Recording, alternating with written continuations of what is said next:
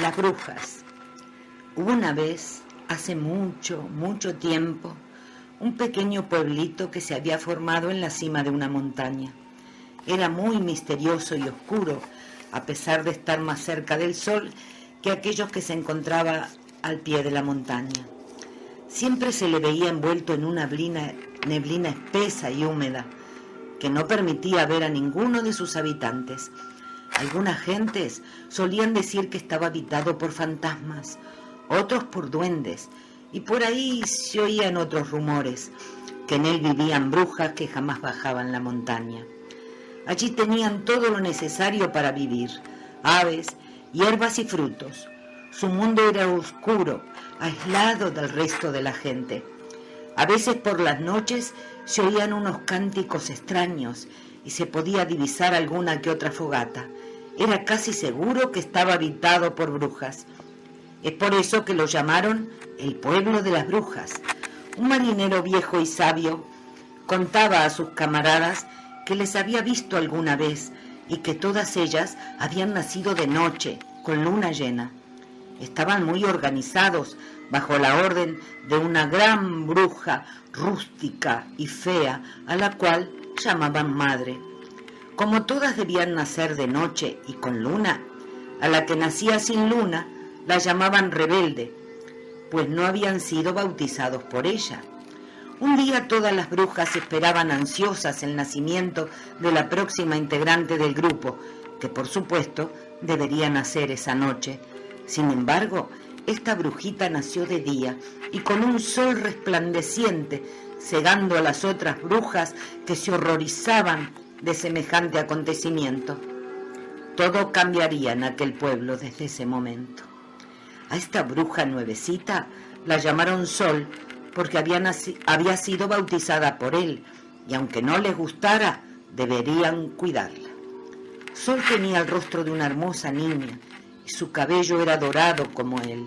Mientras las otras brujas danzaban alrededor de una fogata, Sol las observaba y nada comprendía de ese mundo solitario y triste. Para ella el mundo no debería ser tan oscuro y solo. Así iba creciendo entre aquellas feas y rústicas brujas que le enseñaban solamente a conocer la noche de luna y las tinieblas provocadas por sus calderos ardientes que evaporaban espesos humos. Estas brujas siempre miraban el suelo empobrecido y jamás veían el vuelo de un pájaro o escuchaban algún canto que llegara de uno de esos pueblitos de pescadores que habitaban al pie de la montaña. De día solo dormían y por la noche festejaban sus grandes y apetitosos platos de hierbas perfumadas y danzaban alrededor de una gran hoguera. El Sol se sentía diferente, a pesar de ser triste como ellas. De noche solo sentía deseo de dormir y de día caminar y bajar a conocer el mundo de aquellos que vivían bañados de sol al pie de la montaña.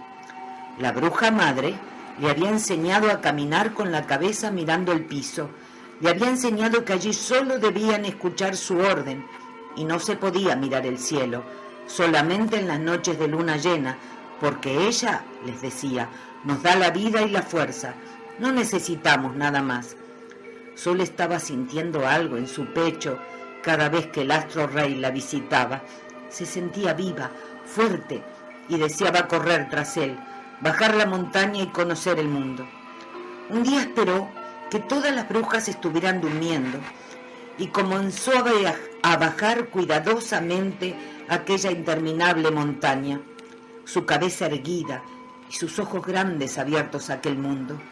Sintió que todo su pueblo iba quedando atrás para siempre, pues jamás le permitirían volver.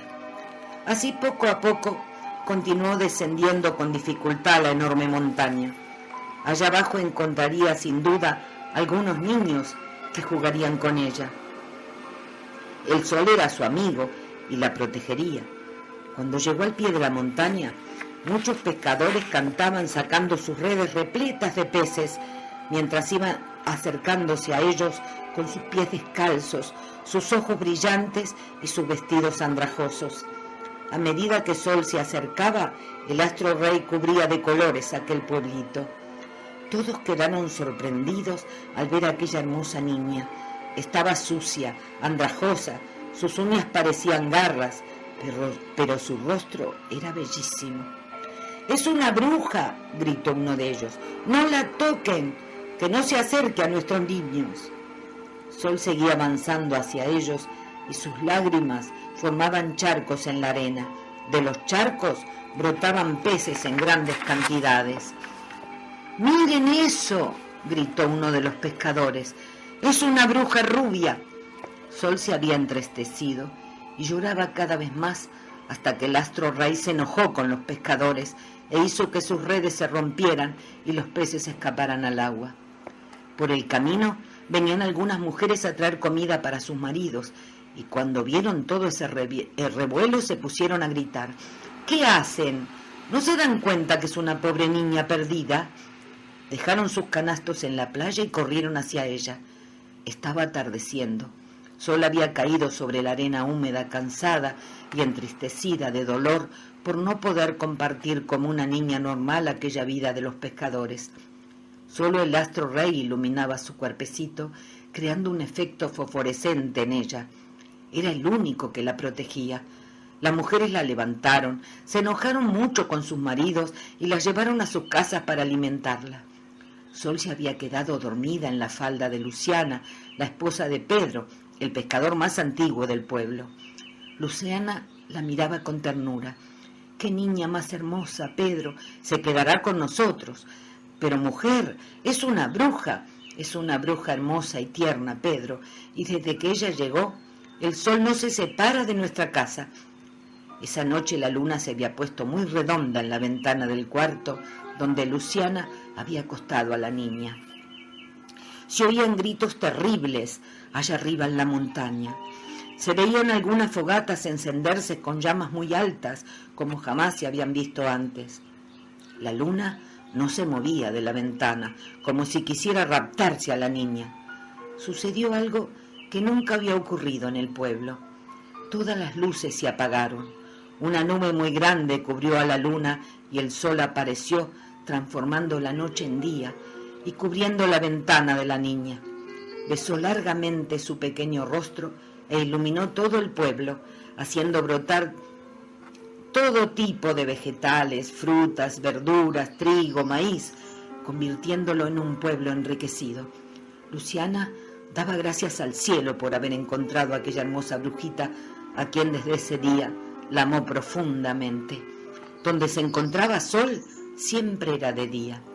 Cuentan que en las noches de luna llena el cuerpo de Sol se cubría de una luz incandescente y que en la montaña gemían las brujas. Pero Sol ya pertenecía al mundo real, al mundo del amor, a la luz, a la naturaleza, porque ella estaba viva, mirando crecer el mundo a su alrededor.